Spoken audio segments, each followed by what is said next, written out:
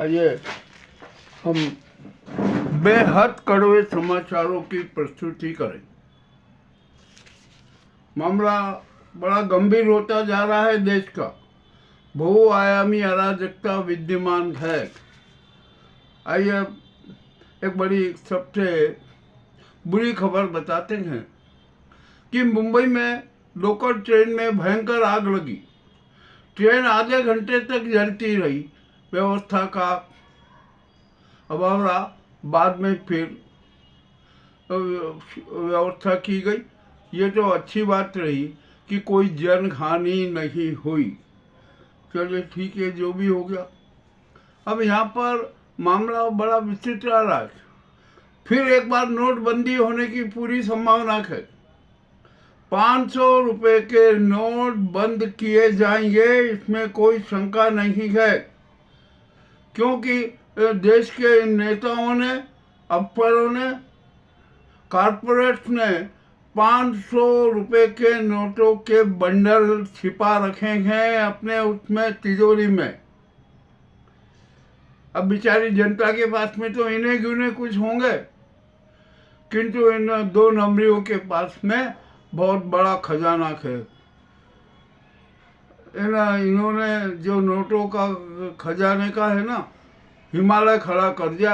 उसमें असली नोट है और नकली नोट भी है, सबका हिमालय खड़ा है। इसलिए नोटबंदी करना जरूरी है। 500 रुपए के नए नोट की डिजाइन हो चुकी है जल्द ही। मगर एक बात है, आरबीआई को हम स्पष्ट निर्देश दे दें कि जो नए नोट का है ना, प्रचार न करें, वहीं पर ही छपने के बाद प्रचार करें। ये बहुत जरूरी है, ऐसा करना अनिवार्य है।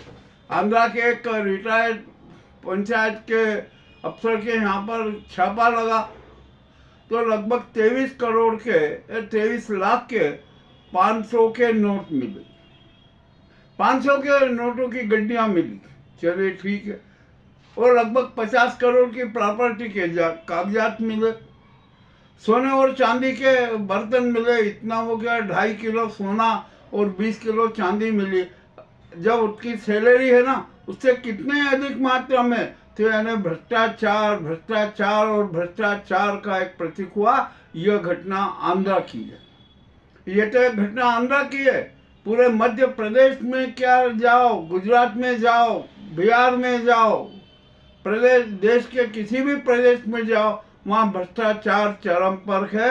और भ्रष्टाचार के जो मूर्तियाँ हैं ना, ये नेता हैं, अफसर हैं, कॉरपोरेट्स हैं, बिल्डर्स और ठेकेदार हैं। अब आम जनता को भी कुछ सोचना समझ लेना चाहिए कि वे 500 के नोट ज़्यादा संग्रहित करके न रखें, बैंक में जमा करके रखें, ताकि यदि नोट बंदी होती है ना, तो उनको रिटर्न मिलने में किसी प्रकार की दिक्कत ना आए। यह बहुत जरूरी है, जरूरी सूचना थी, वो आपको दी जा रही है। और आरबीआई ने रेपो रेट में कोई परिवर्तन नहीं किया, ये भी सूचना आ चुकी है। लोन, जो गृह लोन है, उन पर भी कोई असर नहीं पड़ेगा। मामला तो बड़ा विचित्र होता जा रहा है। और अब तो सोने और चांदी में भी बड़ी विचित्र बात हो गई। आज सोने में 95,000 तक आया 18 कैरेट। 18 कैरेट का शायद 1.26, 24 कैरेट का 1.36, और जो बहुत ही हल्का सोना होता है ना, वो 95-96 का 10 तोला, यानी 9,600 ग्राम हो गया। फिर भी ये बहुत ज़्यादा है, सीधा डबल है। पहले जो 1 ग्राम सोने का भाव है ना, 1200, 1100, 900, 700 तक था, और अब ये हजारों में पहुंच गया। तो भी ये ठीक है जो हो गया। मगर ये सोने की वजह से है ना, अनेक बैंकों के दिवाले निकलने वाले। क्या हुआ कि गोल्ड लोन के 9 करोड़ लोग हैं, उनको लोन दे दिया गया, और हाई जो रेट थे उसके आधार पे उन्होंने फिर से डबल लोन ले लिया, उसी को लोन को एक्सटेंड कर लिया। अब सोने के भाव धड़ाम हो गए, तो बैंक को चिंता हो गई, यार ये क्या हो गया। तो बैंक उन 9 करोड़ लोगों को नोटिस दे रही है जिन्होंने अतिरिक्त लोन ले लिया था कि आप तुरंत जमा कराइए। बैंक संकट में आ गए ना। मामला जो भी है ना, हो रहा है ठीक है, इस देश में क्या हो रहा है क्या नहीं हो रहा है। अब यहाँ पर हमारी इस नाजी सरकार के पास गरीबों के कर्ज माफ करने की पैसा नहीं है, किसानों के कर्ज माफ करने के लिए पैसा नहीं है, गरीब जो छात्र हैं, प्रतिमाएं हैं, उनके लिए पैसा नहीं है, किसी के लिए पैसा नहीं है। मात्र पैसा किनके लिए है? जो बैंकों का चूना लगा देते हैं। 3,200 लाख करोड़ रुपया पूंजीपतियों का माफ कर दिया गया कि अरे हम ये इनको लालच दे के पूरा लोन रिकवर करेंगे। कुछ भी नहीं हुआ, सब खा खा के बैठ गए और बैंकों की हालत खराब हो गई। ये तो स्थिति चल रही है हमारे यहाँ। अब आइए एक बहुत महत्वपूर्ण सूचना देता हूँ कि लोकसभा अध्यक्ष ओम बिरला, चुनाव आयुक्त ज्ञानेश कुमार, इनके खिलाफ महाभियोग चलेगा। पूर्व सीओ राजीव कुमार गिरफ्तार होंगे और अब भविष्य में संसद का जो भी अध्यक्ष किसी भी प्रकार का पक्षपात करेगा, वो चाहे कोई भी हो, उसके खिलाफ भी महाभियोग चलेगा। अब आइए हम यहाँ ओम बिरला की बात करते हैं। कल मोदी जी को सदन में आने से रोकने के लिए हमले की बात चलाई गई। आज तक एफआईआर नहीं हुई। और कौन हमला करते? अरे क्या ये सांसद जो 3 महिला सांसद थी वो क्या आतंकी है? वो हमला करती क्या मोदी पे? और नया गेम खेल दिया कि अरे वो दांत से काटती मोदी को। अरे यार, ये भी तो बड़ी विचित्र बात हो गई।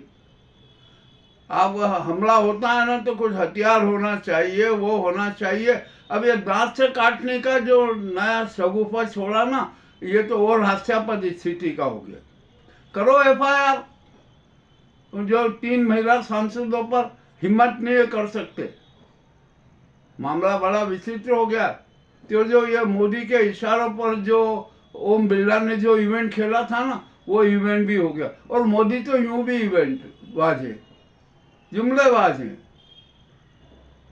मैं तो उनको है ना इवेंट और जुमले झूठ का रोबोट कहता हूं। ये सिद्ध हो रहा है। राज्यसभा में 1.5 घंटा मोदी जी ने भाषण दिया और 16 मिनट तक में तो अपने सरकार की उपलब्धियां गिनाते रहे और बाकी 6 समय में जितने भी पूर्व प्रधानमंत्री हुए, पूर्व सरकार रही ना, उनकी आलोचना करने में ही बिता दिया।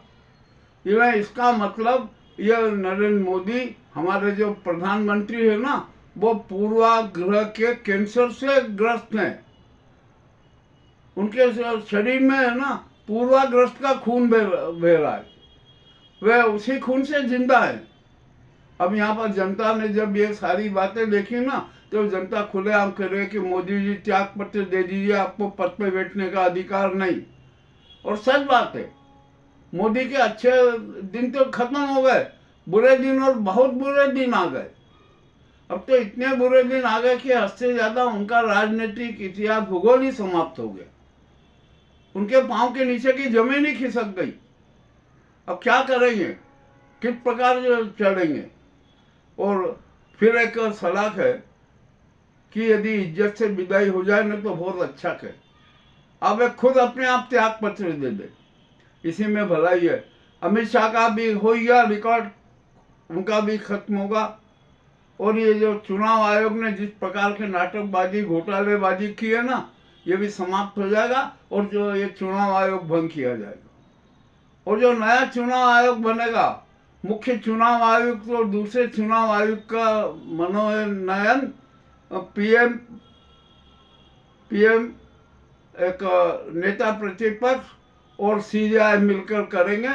जो नाजी गुजराती गैंग ने जो अपने पक्षदार को चुनाव आयुक्त बनाने का नाटक किया था ना, वो सब समाप्त हो गया। यह जनता का निर्णय है, कोई नहीं टाल सकता।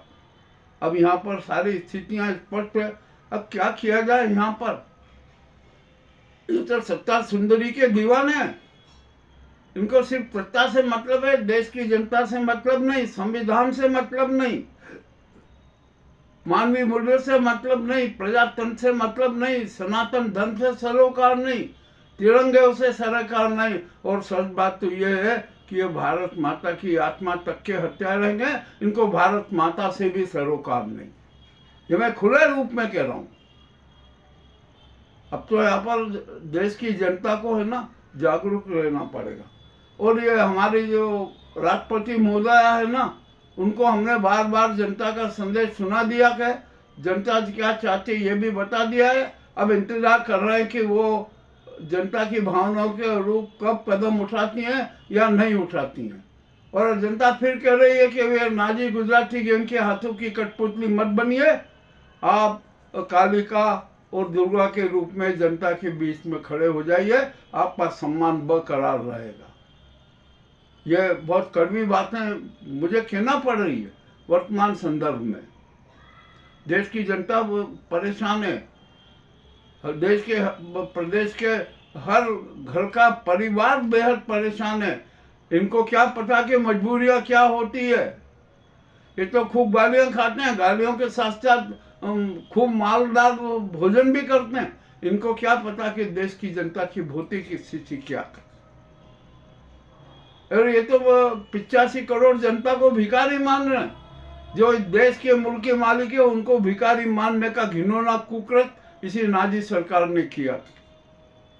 ये कड़वी कड़वी बातें प्रस्तुत करना पड़ती है। और हम तो यहाँ पर 147 करोड़ जनता को भी आह्वान कर रहे हैं कि आप है ना, अब आप महानिद्रा त्याग दीजिए, एक बार फिर से जाग जाइए, देश में महाक्रांति का दीप जला दीजिए। ये जो संसद है, ये मंत्री हैं, नेता हैं, अफसर हैं, कारपोरेट्स हैं, इनका सब पर घेराव कर लीजिए। और मोदी गोदी मीडिया की तो इतनी बेइज्जती हो गई है, इतनी बेइज्जती हो गई है कि जिसकी कोई सीमा नहीं। और अभी भी वो इन धूर्तों को, मक्कारों के झूठों की पालिश अपनी जुबान से कर रही है। ये भी अति शर्मदायक बात है। ये बात मैं कड़वी कड़वी कह रहा हूँ। मुझे किसी से डर नहीं लगता। हम तो सत्य के प्रति समर्पित हैं, राष्ट्र के प्रति समर्पित हैं, प्रजातंत्र के प्रति समर्पित हैं, संविधान के प्रति समर्पित हैं। तो हमेशा सरकार से, सबसे आंख से आंख मिलाकर बात करते रहेंगे, सच करते रहेंगे। हम चाहे जितना बड़ा से बड़ा बलिदान और त्याग करने के लिए तैयार हैं। आपको ये कड़ी बात कैसी लगी हमें अवश्य बताएं। बहुत बहुत धन्यवाद।